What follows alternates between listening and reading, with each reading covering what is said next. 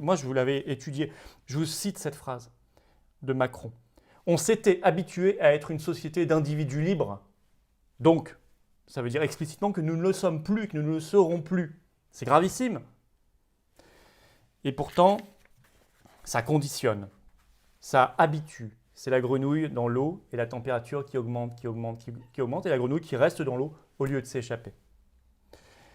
Mais ces restrictions, ce mouvement d'accoutumance, ça affecte aussi notre liberté de nous exprimer, même de penser. Et là aussi, il n'y a pas la réaction jusqu'ici suffisante.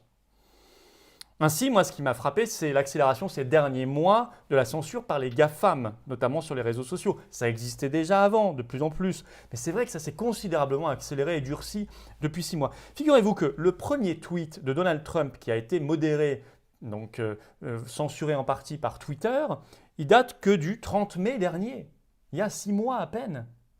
Alors qu'aujourd'hui, c'est monnaie courante. Mais non, il n'y a pas 5 ans, il y a 6 mois. Vous voyez comme ça va très vite. Je vous cite un article du Monde du 30 mai dernier. Pour la première fois, c'est le titre, hein, le réseau social diminue la visibilité d'un tweet présidentiel.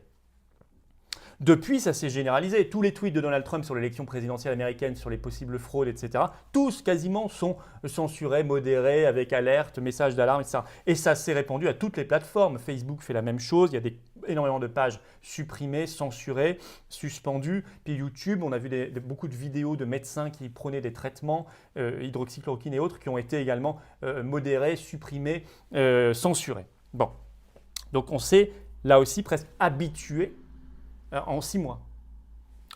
Et puis, ce 18 décembre, le réseau social Twitter a annoncé ceci, qu'à partir de 2021, donc dans quelques jours, il supprimera tous les tweets contenant des informations, dit-il, erronées sur les vaccins contre Covid-19.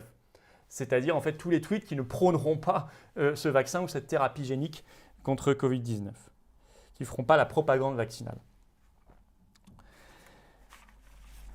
Et là aussi, ça semble passer comme une lettre à la poste pour le moment.